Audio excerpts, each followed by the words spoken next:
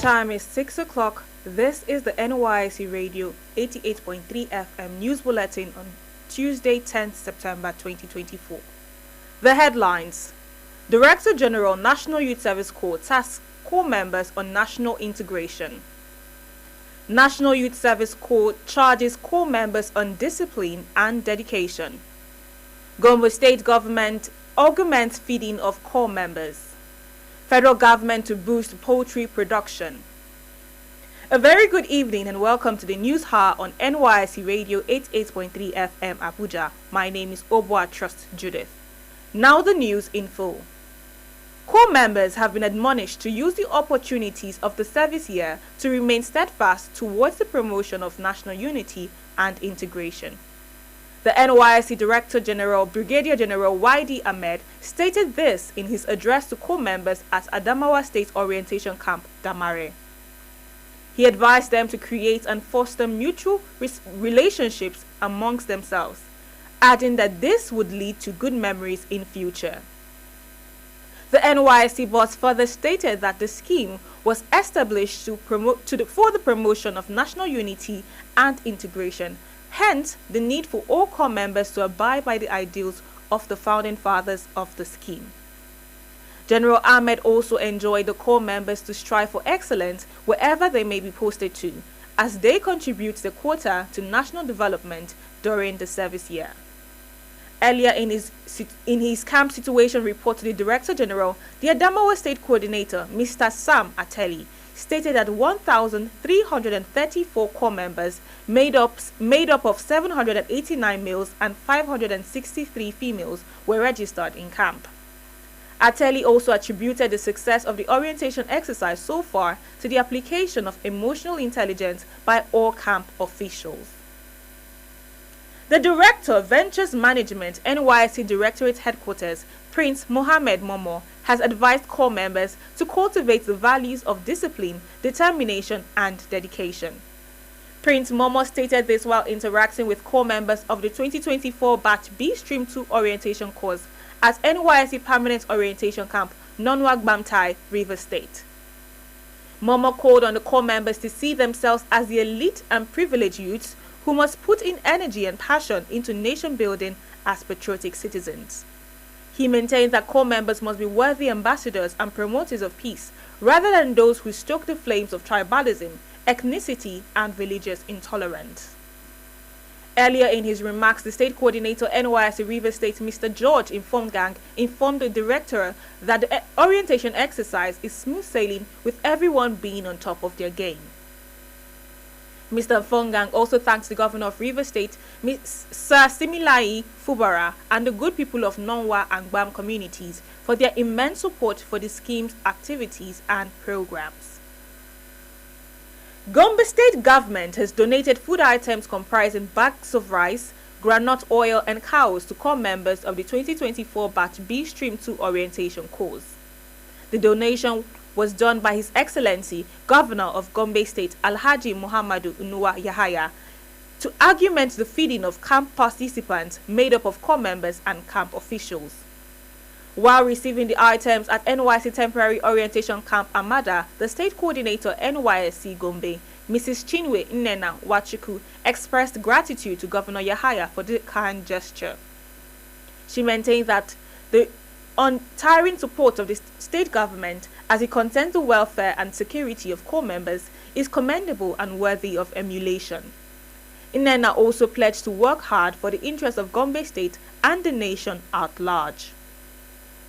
The Nigerian Institute of Management (NIM) has enlightened the 2024 Batch B Stream 2 Corps members on professional certification.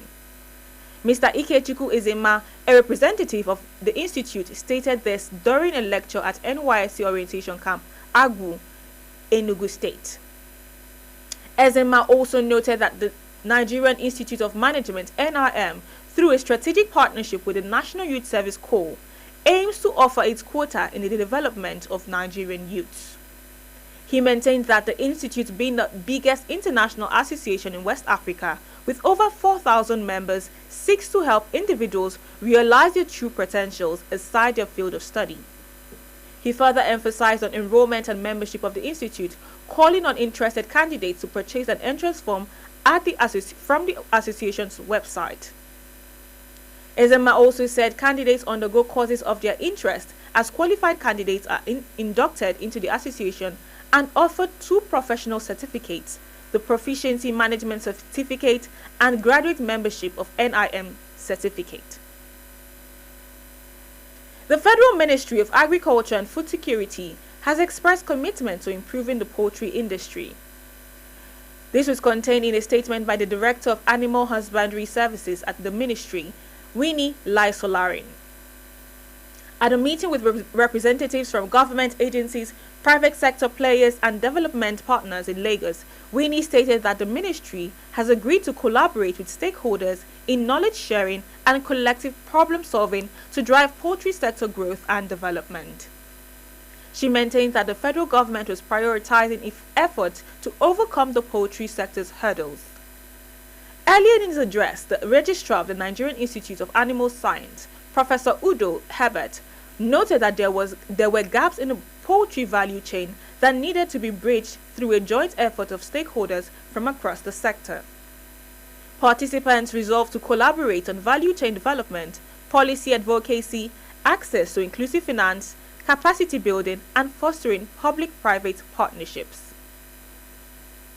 Parents Teachers Association (PTA) and the Nigerian Union of Teachers (NUT) have expressed fear of a possible increase in the rate of school dropout in the country due to rising cost of bus fares. Speaking with The Punch, the national chairman of the PTA, Alhaji Haruna Danjuma, expressed concern that the rising transportation costs will lead to more student dropouts, emphasizing the hardship faced by parents. Danjuma also called on the government at all levels to take urgent action to support parents, ensuring that their children can continue attending school. He further appealed to the government to address the issue of poverty in the country by providing free transportation in certain areas for school children. Similarly, the Secretary General of the NUT, Dr. Mike Ike-Ene, expressed concerns that teachers would struggle to attend school regularly due to their meager salaries. On the foreign scene, the Democratic Vice President Kamala Harris and Republican former President Donald Trump are set to face off in a debate Tuesday night. The candidates have never met each other, but on Tuesday, they will be standing a short distance from each other behind lecterns at the National Constitution Center in Philadelphia. Tens of millions of Americans are likely to watch what could be the only debate of the campaign. The event takes place 8 weeks before the official election day, but only days ahead of when early voting starts in some parts of the country's 50 states. National polling shows the contest to be close, making it all the more crucial for both candidates to make the best case in the debate for the small number of voters who have already made up their mind. At stake, returning Trump to the White House after he lost re-election in 2020 to President Joe Biden, or elevating Harris, Biden's second in command. On entertainment news, James Earl Jones, the actor whose rich baritone provided the voice for Star Wars villain Darth Vader, has died at age 93 at his Dutchess County. Jones, who also voiced King Mufasa in Disney's animated feature The Lion King, had a prolific career.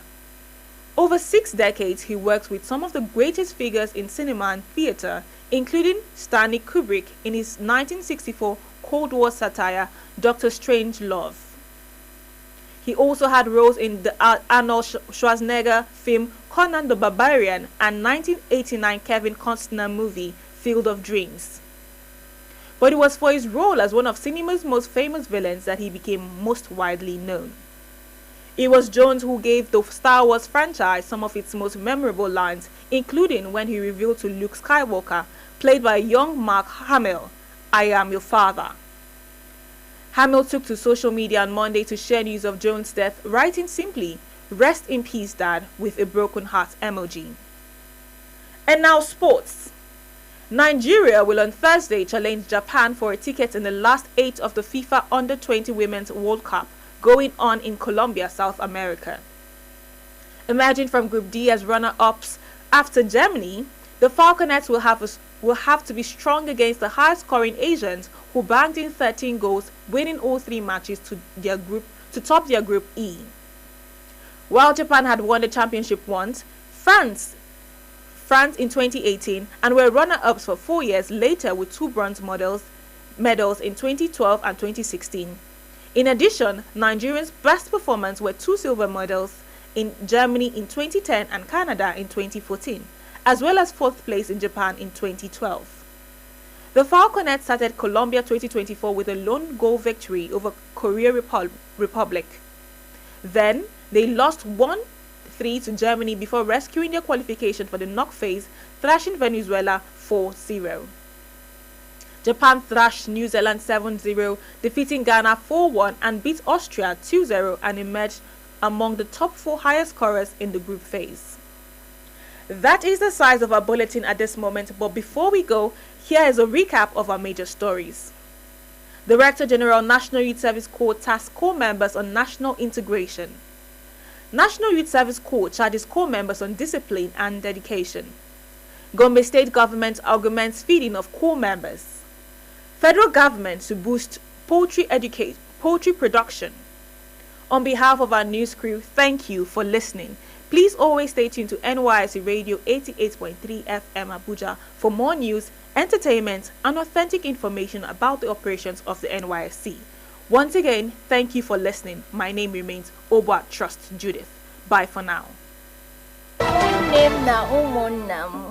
Kekunu mere ị na-ege ntị na NYSC Radio 88.3 FM.